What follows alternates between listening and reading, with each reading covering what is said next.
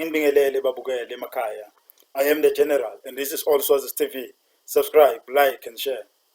Cala ngikuxolisa babukeli kule video yethu lesiyipostile itolo. Sivile ama-comment section basho abantu bathi ine sound problems but ama-technicians ethu abese yabona kuhle ukuthi we redo that video kulena.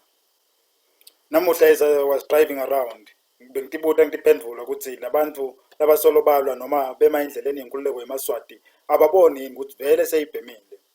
Swaziland News editor Zweli Martin ukhiphe an audio telling top detective senior superintendent Clement Sihlongonyane that once Swazis get independence, he will make sure that Sihlongonyane pays for what he did to his family. He told Swazis that if it means taking Sihlongonyane to court, he will do it. Ngoba Sihlongonyane umetselela yena Swaziland News editor Zweli Martin Dlamini ukuthi angene ekhaya lakhe.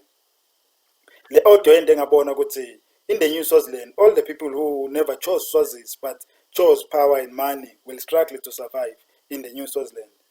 Manje we have social media lekhona ukugcina information and bonke laba abantu labahlukubeta emaswati will account for it in the new Swaziland.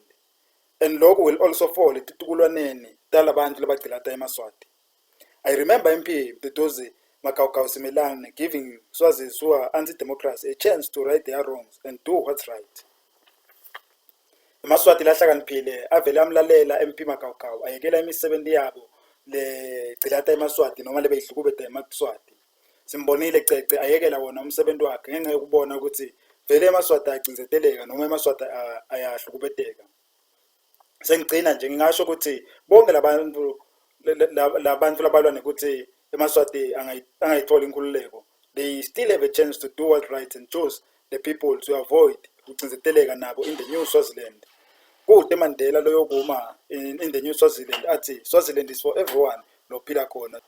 ESouth Africa after South Africans athola yona mazibuse noma independence, sibonile belungu labaningi balahlekelwa ngiyo emabhizinisi abo ngenxa yokuthi bese siphelile isikhathi sabo. Nalana kangwane same thing letawendeka tawuthi emaswati angafika ku New Swaziland bonke labantu labagcilata emaswati bawulahlekelwa ngiko konke. So ngiso lesikhathi sokuthi wonke umuntu logcilata emaswati ayekele lento egcilata emaswati and do what's right.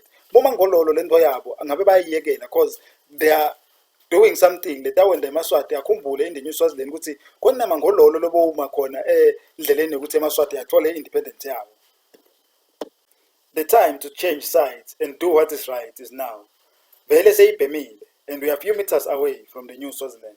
I am the General and this is All Swazis TV, my channel, your channel, our channel. Don't forget to subscribe and like this video.